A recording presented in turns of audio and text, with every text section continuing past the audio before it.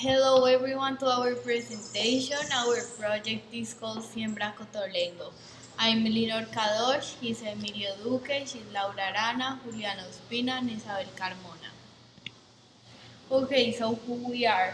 We are the 11th grade GIN elective class in Colegio Bolivar, Cali, Colombia. And for many of us, this isn't the first year we joined the GIN elective because we like to help a lot. As you can see, this was our last last year project, Animal Run.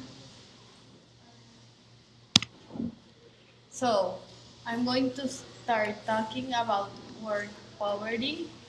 So there are 12.6% of individuals aged over 65 and they live in relatively income poverty.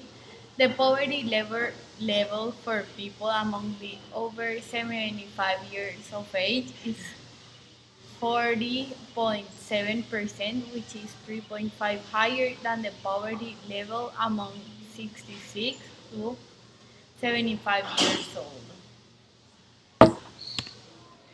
So I'm going to show here some statistics about the poverty in the old people.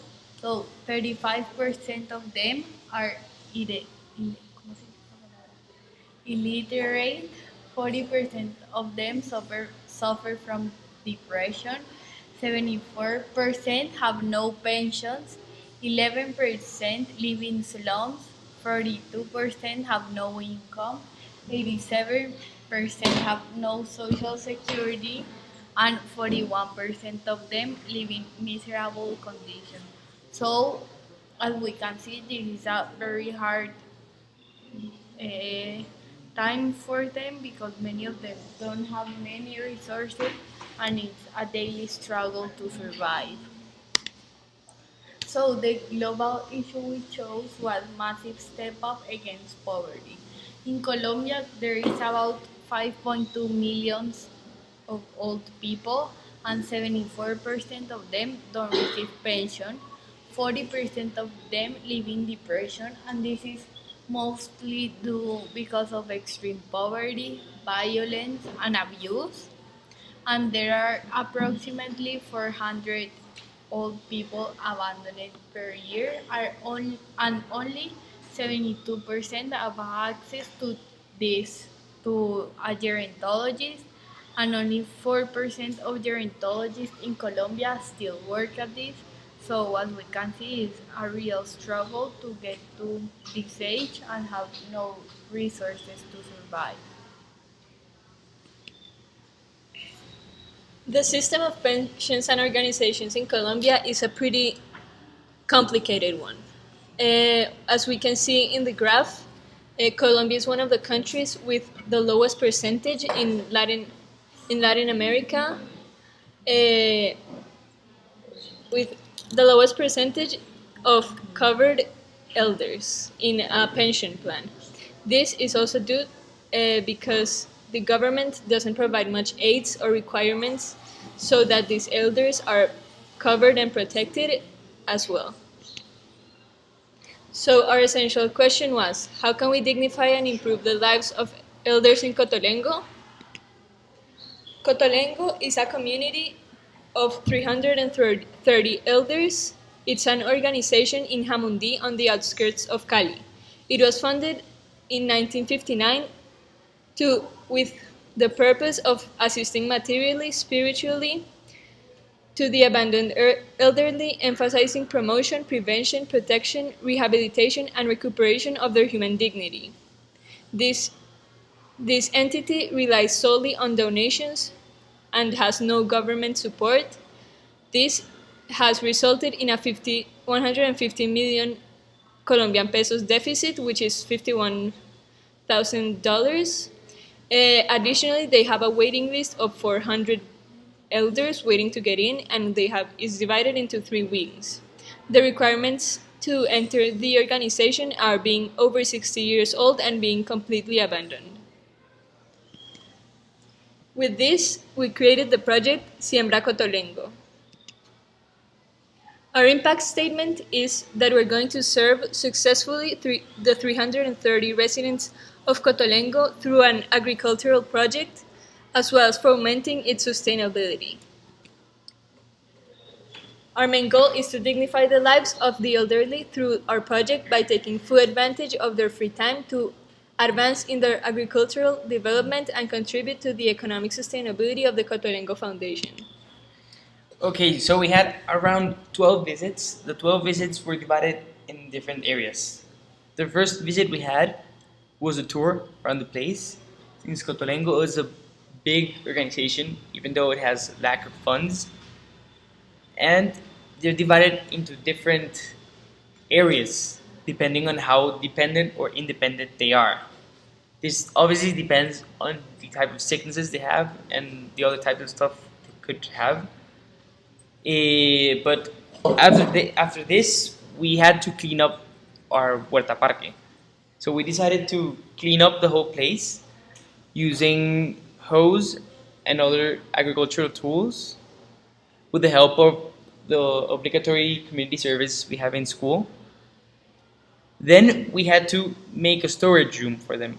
So we spent a whole lot of time doing those processes.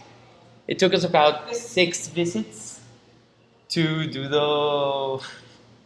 It took us about 6 visits to finish our storage room, and we're still working on the garden. The idea is to have the garden done by next month after we're done from the visits, and the idea is for it to be being harvests at the end of June. Okay, so we had to gain money to get these resources, and we had multiple ideas on how to get the resources. So the first thing we had to do was the Año Viejo.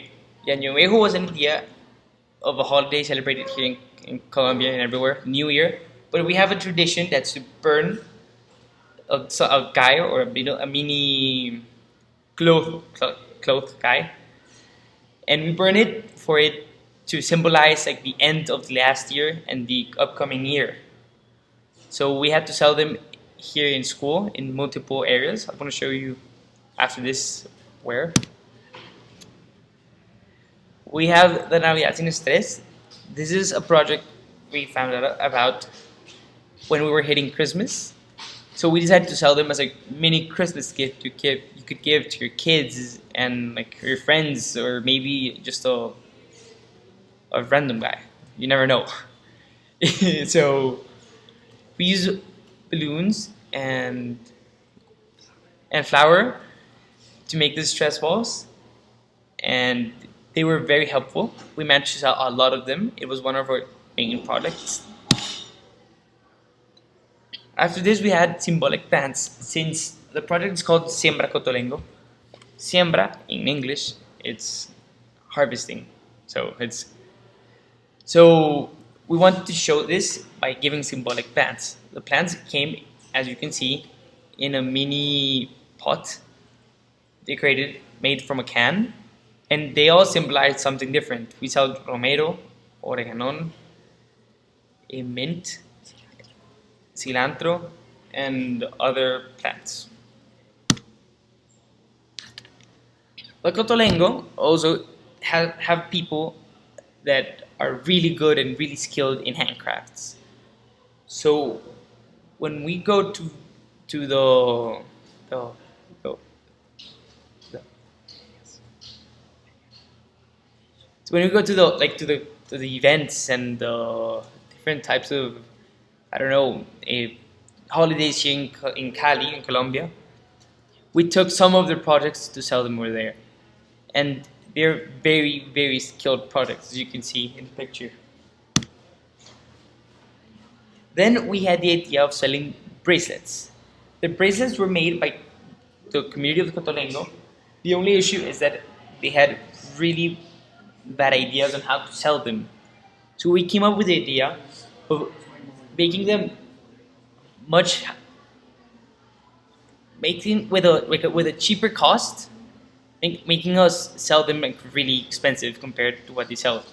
They sell them at about 2,000 pesos, and we managed to sell them at 5,000 pesos each after the improvement, and the improvement just costs about 200 cents. So the 200 pesos, 200 pesos, the thingy.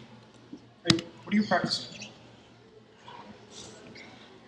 Each color of the bracelets meant something different. So we have red for love, orange for warmth, yellow for happiness, green for nature, blue for calm, purple for wisdom, gray for independence, and etc. As you can see in the charts. So we had three main events throughout the years to sell our products. One of them being the Sports Day Bake Sale, in which we collaborated with Honor Society and we were able to sell food for those hungry players during the day. Then we also had the farmers market, that it's kind of like a flea market that the school has, at least twice a year every Sunday. And the main goal is to sell organic products. So from 8 a.m. to about 1 p.m., we sold our plants, as you can see in the image, as well as some cupcakes and lemonade and basically organic and natural products. Then, as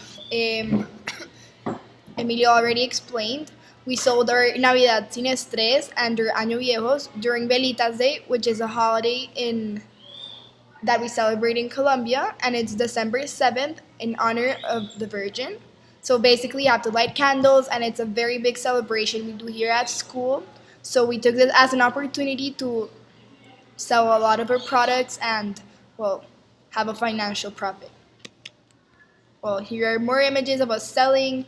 A few of the elders have attended our events. This way we can persuade others to buy our products. So the total fundraising, including those three activities, was of about $500.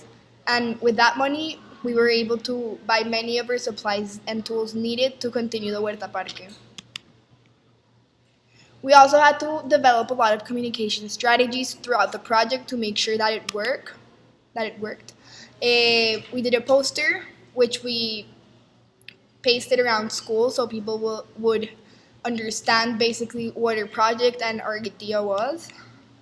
We also had a lot of dialogue involved, this being during the selling of events or calling others to persuade them to help us, or maybe even leading activities in the Cotolengo Foundation.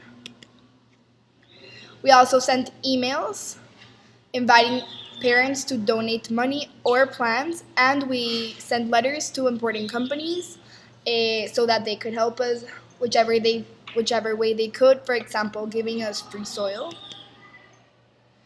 We also had flyers, which were included in the plans, and they were sold as a special message, and this way we could spread the word about what we were doing with the project. We also had a social media account. We plan to use it a little bit more in the future and create a Snapchat one. So you should definitely follow us so you could see what we are getting involved in.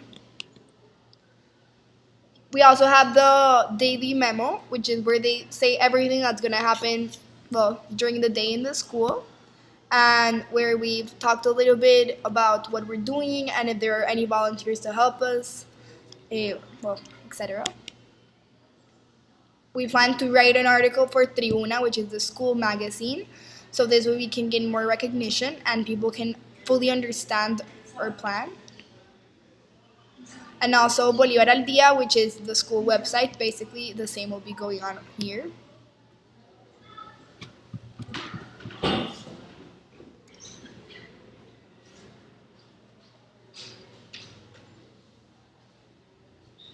Okay, so now we're gonna talk about the successes of this project. So first, the main success we had is that we joined two school projects together, which is the gym class, our 11th grade gym class, and the mandatory social service. Because in Colombia, 80 hours of social service is mandatory. And because of this, in our school, in 9th and 10th grade, students, they have to do mandatory social service in the project the school is currently participating in. So we decided to take advantage of this and we talked to the counselor of ninth and 10th grade that's in charge of the mandatory social service.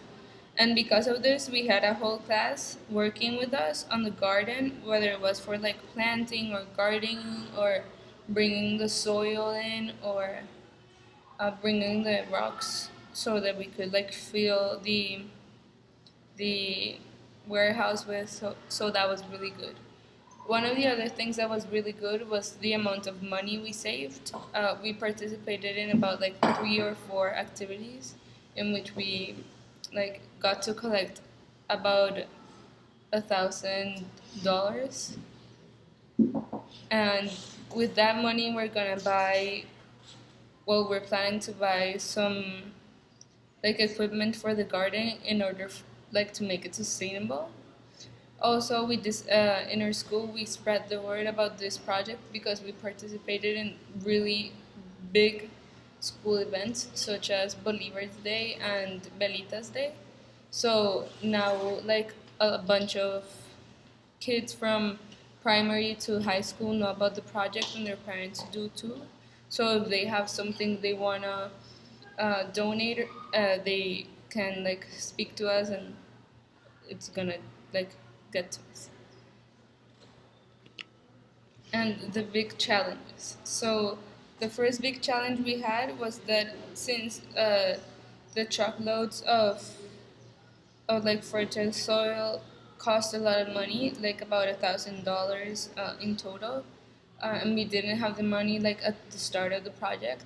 We decided to contact Jaramillo Mora S.A., which is a construction building like, company, and we decided to ask them for the soil they were taking out of the ground in order for them to build pools and like parking lots and stuff. But the thing is that in Colombia, for us to move that soil, we had to contact the CBC, and it took, because we didn't know about this process, it took about 4 months in order for like us to get all the permits. And when we did have all the permits, the construction we were like counting on to give us the soil had already like given all the soil away to other parts, so we didn't have any soil after we made this for over 4 months. Also, a lot of kids got really sick because one of the days we had to go gardening. It was raining a lot, and well, the kids from mandatory social service, uh, some of the kids got sick, and so their parents got really mad and wrote their letters to the school because of this, and so we had to be way more careful. And now, if it's raining or if there's any problem, we have to stop working. And also, the little stress balls we made, we got some complaints because some of them got damaged fast, or we had to change them. So, like the amount of profit we gained decreased, and the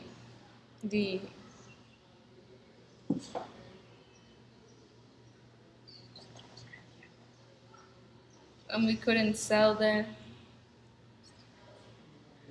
Año Nuevo dolls because, well, people didn't want them and the price was really high, so we could sell like almost like nothing. And we only had like 5 pots to put like the plants in, so it was really confusing when people like told us, I want this, I don't know, this albahaca plant, this plant, and it didn't have a pot, so we had to take one of the plants out of the pot and then put another one in, and it was like really confusing and bad, and it made us look bad like in front of the people that were buying it. And last, sustainability. So in our project, we know that it can be sustainable because our school actually works with with the Cotolengo Foundation.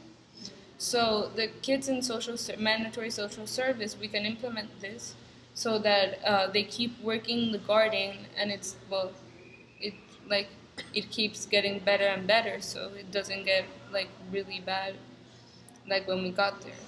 And also, like in our school, every year from high school, like from ninth grade, kids get in the gene elective class. So if there's a new team each year, we can like pitch this idea to them, and if they like it, then they can keep working with it. And also in our school, there's a volunteer club, uh, which has over like 70 students from high school. So if this idea, like if they like this idea, then they can go on Saturdays and Sundays to work in the Catalinga Foundation, which makes it really sustainable because we have a lot of options right now. And we also like taught some of the elders in the Catalinga Foundation. So even if nobody ends up going there, they already know how to like improve the the place they're in. So like they know how to garden plants, they know how to take care of them. So even if nobody ends up going, they already know right now. So it's okay. And we also know that it gives them money to sell their plants. So if they keep doing it, maybe they're gonna earn money, and well, the quality of the foundation is gonna increase. And they also like they can keep participating in the farmers market, which is gonna give them a lot of money. And